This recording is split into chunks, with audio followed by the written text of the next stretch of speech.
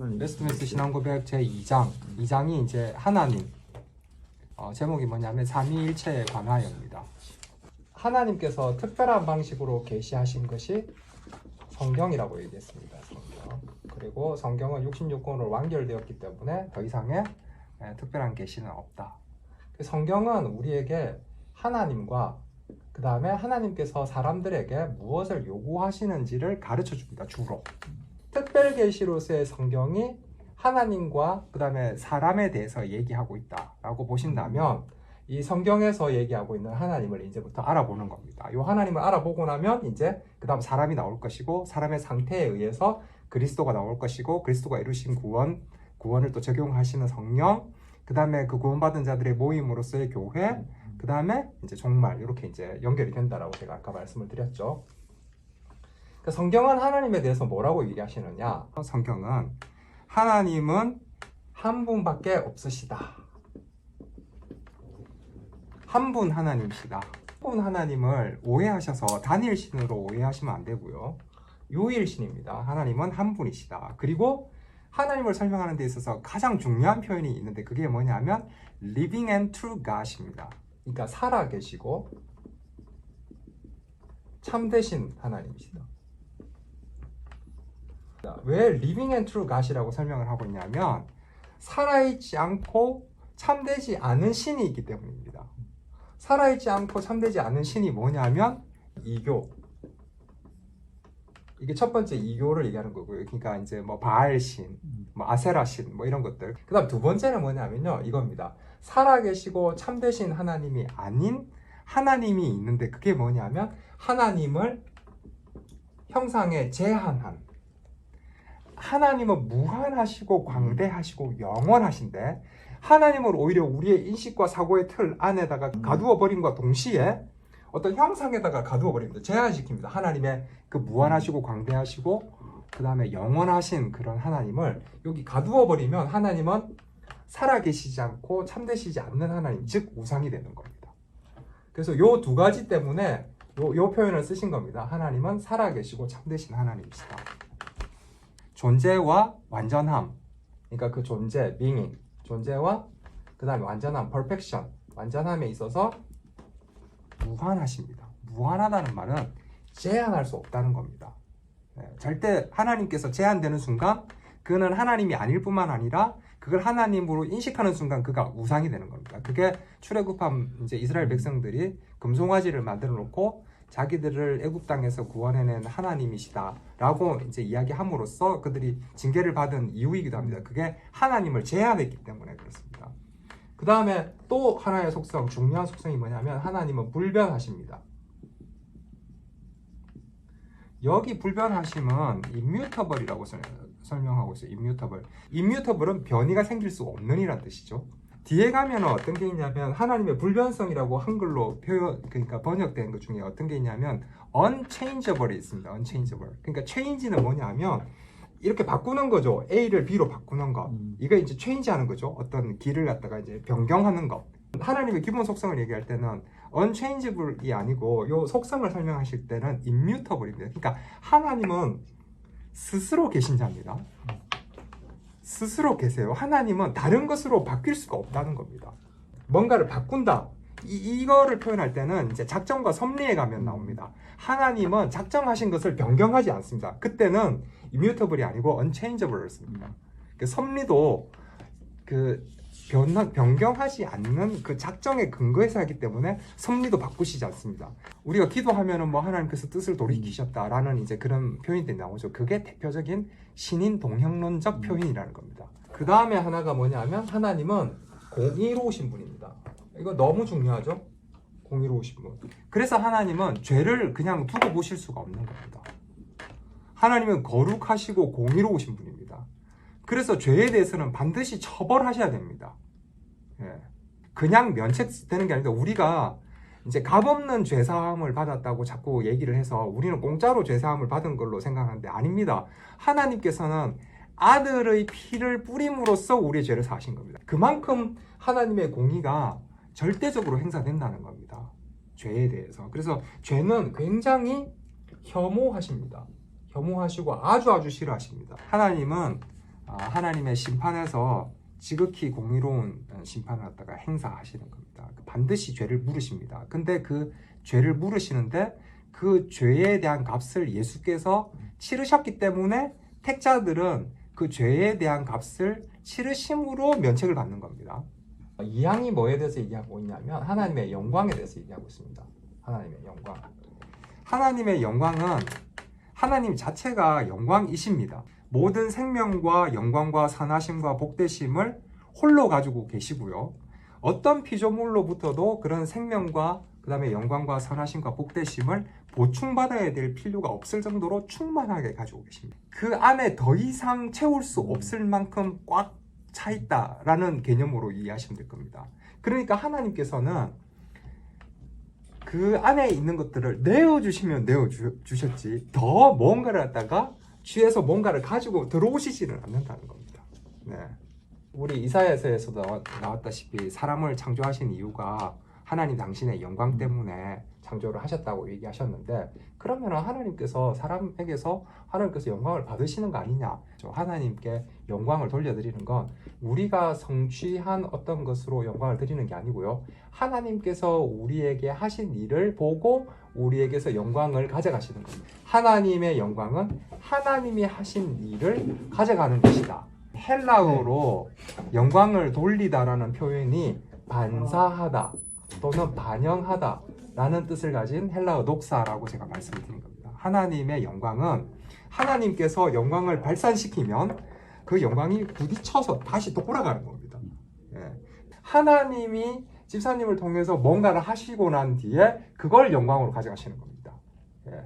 요한복음 15장에 나오는 그 열매, 그거 예수님이 나무고 농부가 하나님 아버지시잖아요. 그러니까 아버지께서 농사 지어서 맺는 열매를 영광으로 가져가시는 것이지, 우리가 노력해서 뭔가를 성취해가지고 그걸 하나님께 영광으로 드리는 게 아닙니다.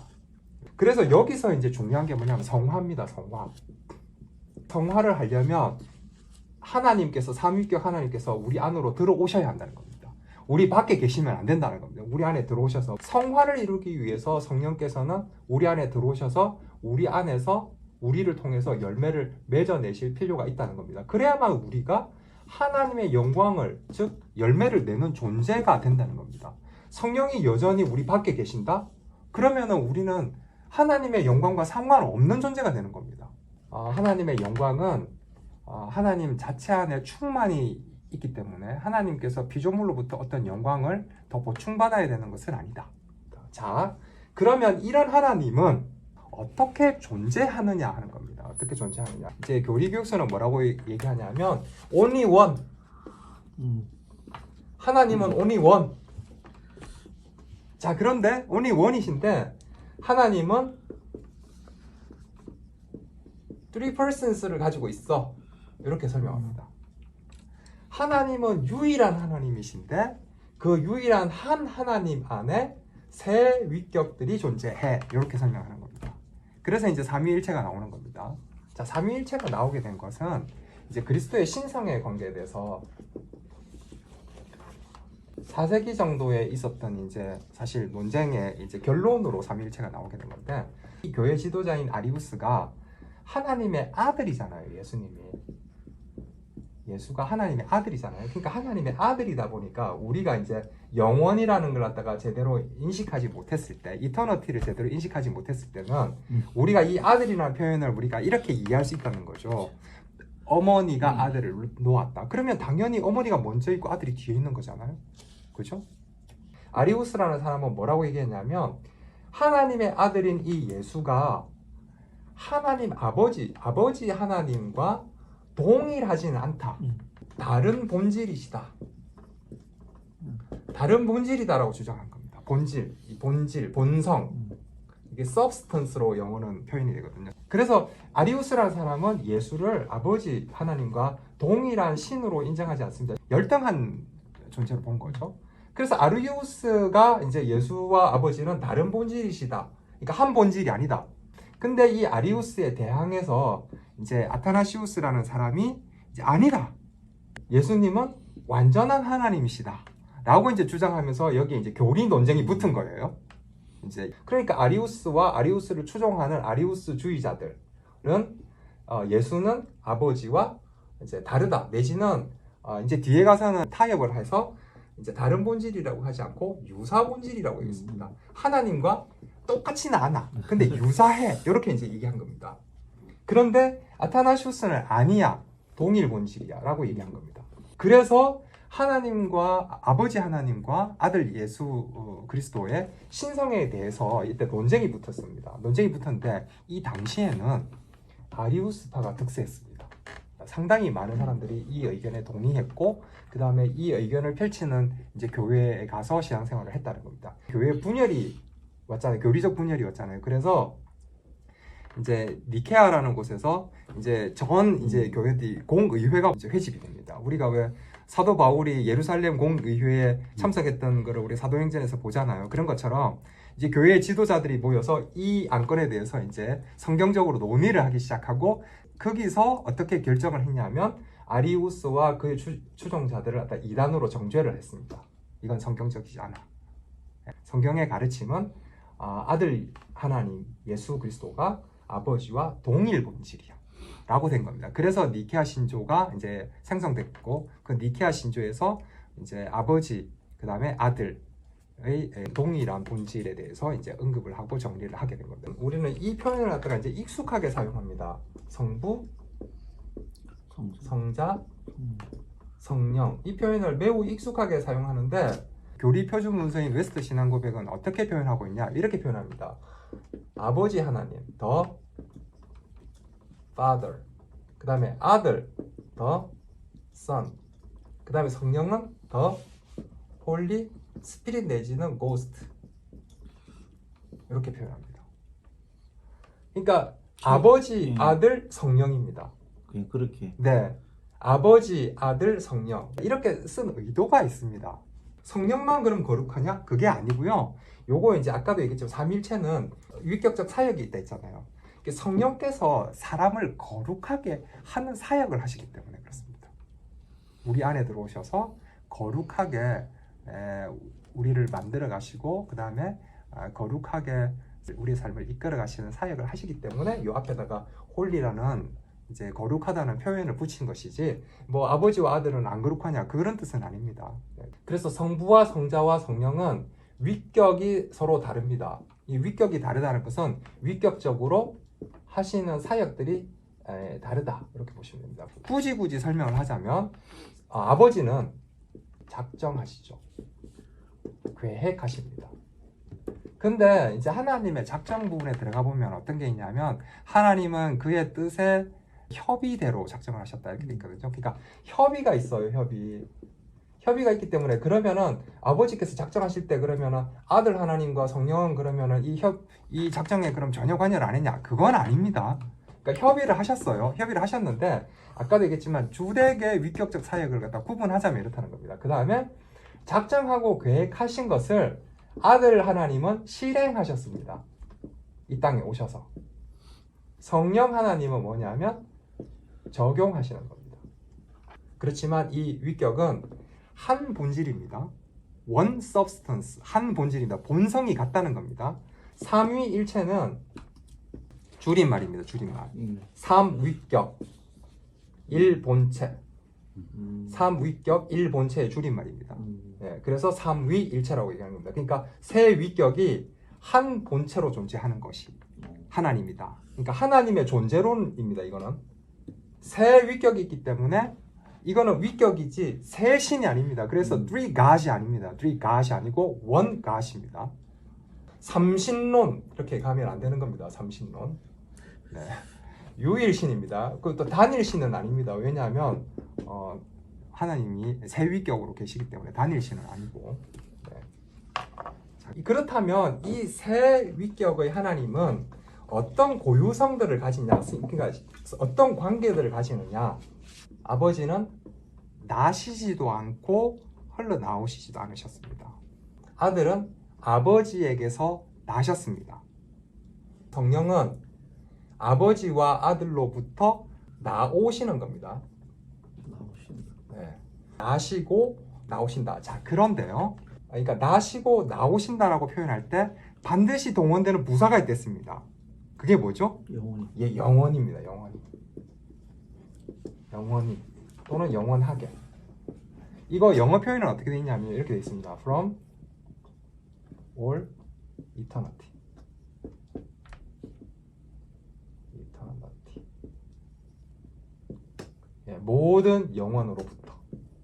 그러니까 영원 속에서 일어나는 일입니다. 그래서 계속 말씀드리지만 이터너티에는 선후의 개념이 없는 겁니다.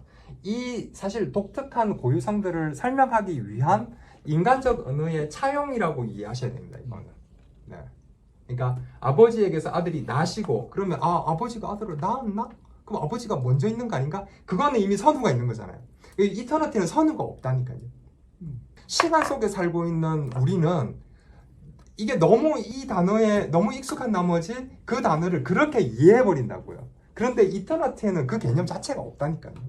새 위격의 하나님들을 설명하려고 하다 보니 이 단어를 차용한 거예요. 영원 가운데에 아들이 아버지에게서 나시고 할 때 이 나시고는 이런 개념의 나시고가 아니라는 겁니다.